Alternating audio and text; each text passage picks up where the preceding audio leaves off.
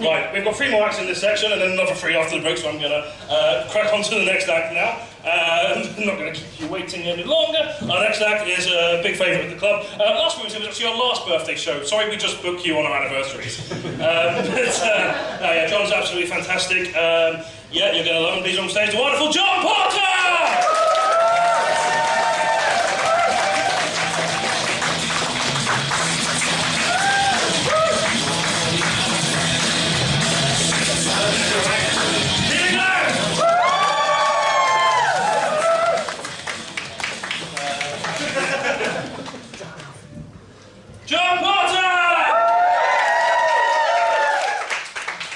Thinking that wasn't planned. I got there and I saw that and I was like, no, fuck that. Even with the help of a Sherpa, I would have struggled to do that. Fucking van or otherwise. Hello. Look at that, my picture on the wall. My agent said to me years ago, do it right, John, and you can have yourself on the wall when you were happy. It's a bit weird coming on stage with a picture of yourself behind you. I feel like I'm back at school and I've won an award.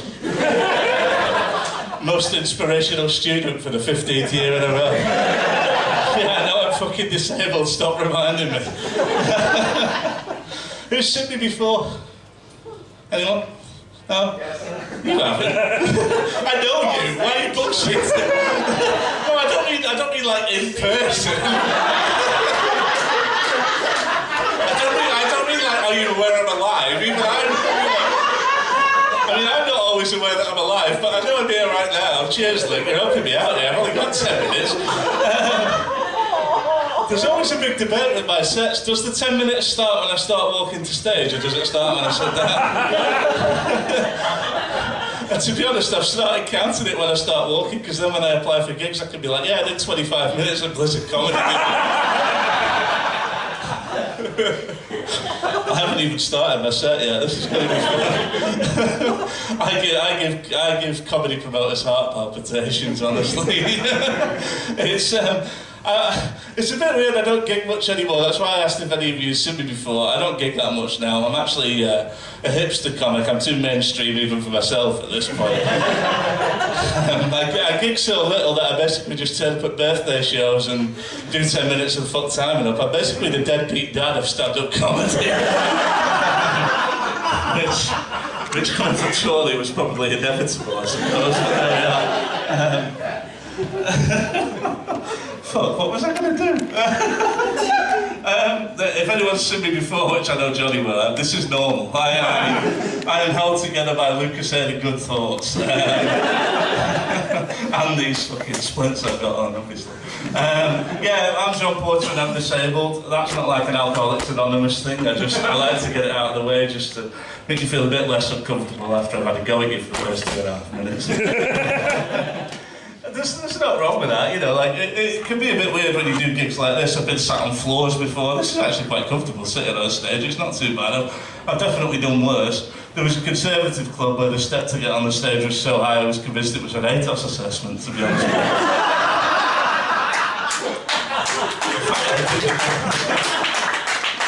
The fact that I did the gig lost me £500 a month. It's like being agented by Adam Rushton. Sorry, that was a bit idiots in the room. I said I wouldn't do that tonight, for fuck's sake. Yeah, there's nothing wrong with that. I mean, the only problem is, as you can see, I'm quite static when I'm sat on stage, and that's alright as long as the audience like you, and God bless you, you seem to like me, fuck knows why. But when audiences have turned on me, it can be a bit nasty. I did a gig in Wigan once, and they started throwing things at me. It was just the world's saddest game of Space Invaders, because all they could do was it's on the Wigan, who cares? Rugby and pies, what else you got? Fuck all, that's it. You know? Jesus. And I'm from Chorley, so I can't be from I'm not actually from Chorley, I'm from Preston, but if I said Chorley, it just gives me a little bit of a street edge, you know? Because I'm such a fucking gangster, obviously. Sometimes I catch myself saying things and what the fuck are you talking about, John? Yeah, being a disabled comic is fine. I actually really enjoy it. Audience is generally quite nice. Comedians a bit fucking weird.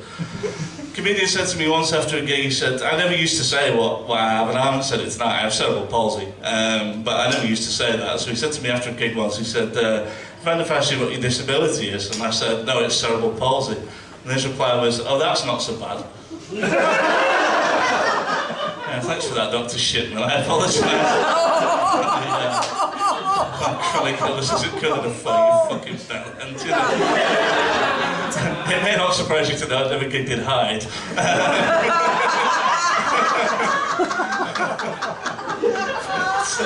But yeah, I mean, it's one of those things. I don't know. People have an altered perception of what they can say to disabled people, presumably because they think they can run away. I don't know, but yeah, I get I get some things every now and then. I just want to clear a few things up for you. Have you ever seen another disabled comedian, which is quite likely at Blizzard? You know, Blizzard are very good at being inclusive with the lineups. You don't just get straight white males talking about wanking for 3 hours.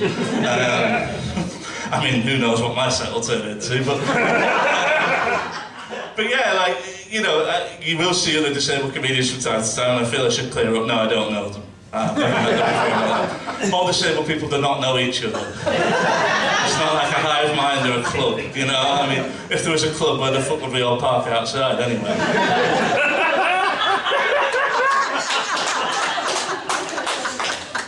That is, no word of a lie, my favourite joke.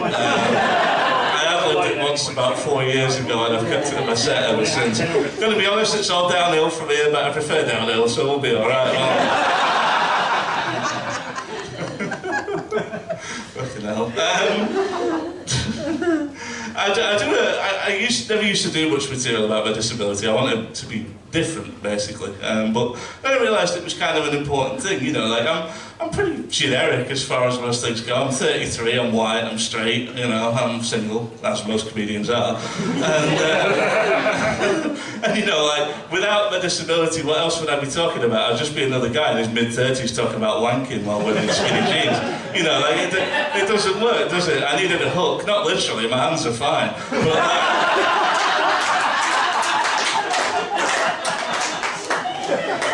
I wish I remembered to do that every time. I don't plan any of this.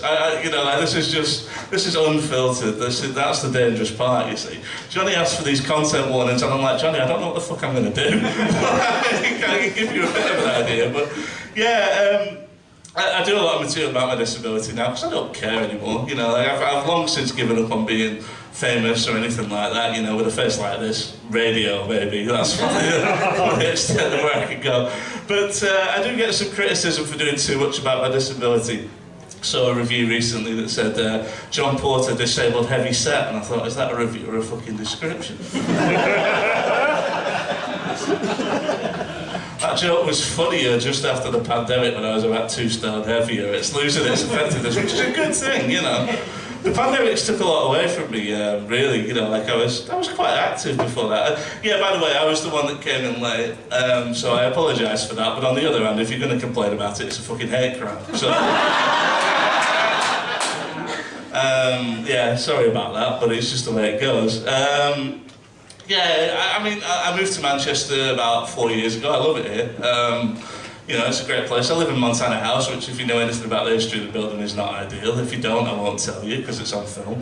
But just Google Montana House and crime, and you'll probably get an idea. But I do love it here, don't get me wrong. You know, my life's changed a lot. I'm a simple working class boy from Preston, as you can tell by the accent. And moving to Manchester kind of opened my eyes a bit. You meet different people, you meet different things. I know a lot of people that, you know, are different now. You know, I know vegans now, which I never knew before. Being vegan is punishable by death in Preston, you know, like that's one of those things. Oh, I wouldn't cheer for that. Like, a guy with a shirt that says hentai on it should not be...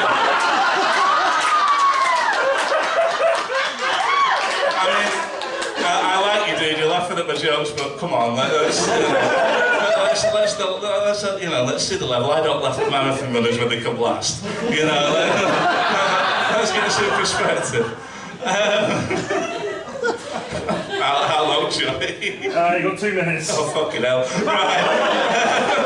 What can I do in 2 minutes? Where was I going? Oh, yeah. So, I know people from all walks of life now. You know, I've met people with conditions I never even knew existed. One of my friends is celiac, which means they have an intolerance to gluten.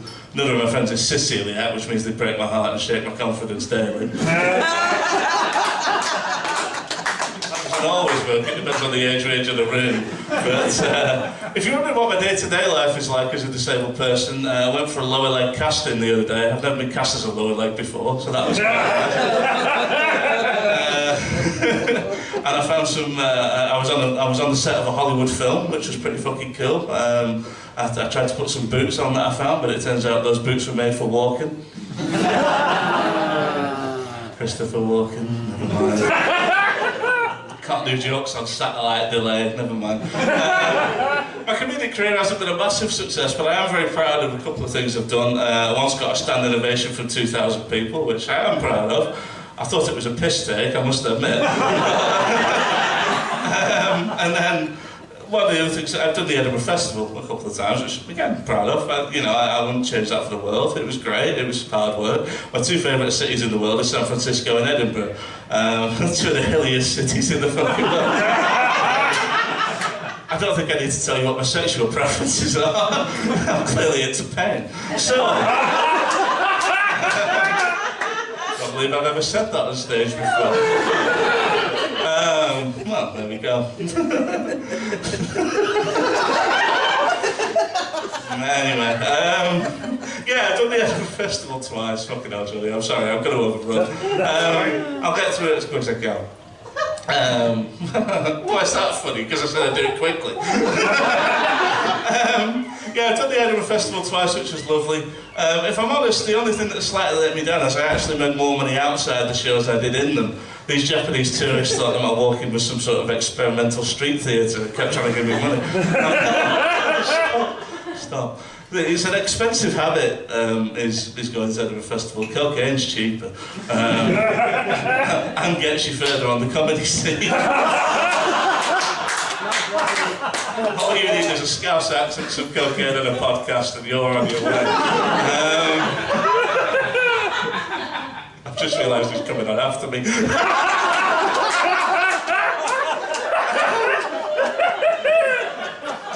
I love you, Jono. So, what a train wreck.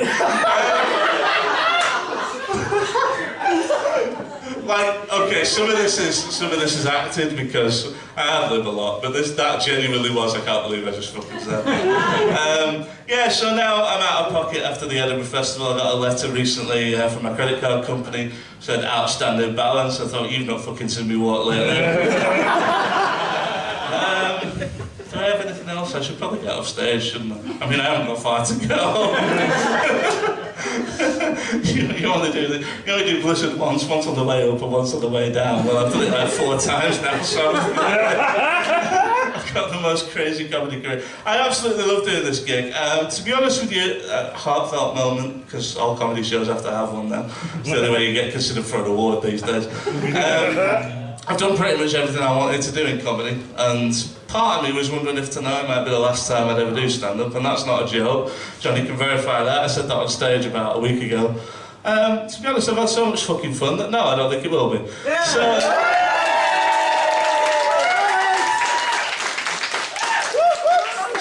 So with that said, if you did like me, I'd seek help immediately. But if you want to follow my progress, you want to follow me home, that's quite easy to do. If you can catch an Uber, that is. John Porter Comedy on Facebook, J Porter Comedy, you can see it all there. You know, I've won that award, Most Inspirational Comedian 2023. Least likely to be signed by Adam Rushton. And yeah, you can find me there. Come find me there. Come find me at home. Chuck a brick through my window. I'm desperate for human interaction, you can probably tell. Yeah, I love you very much. Good night.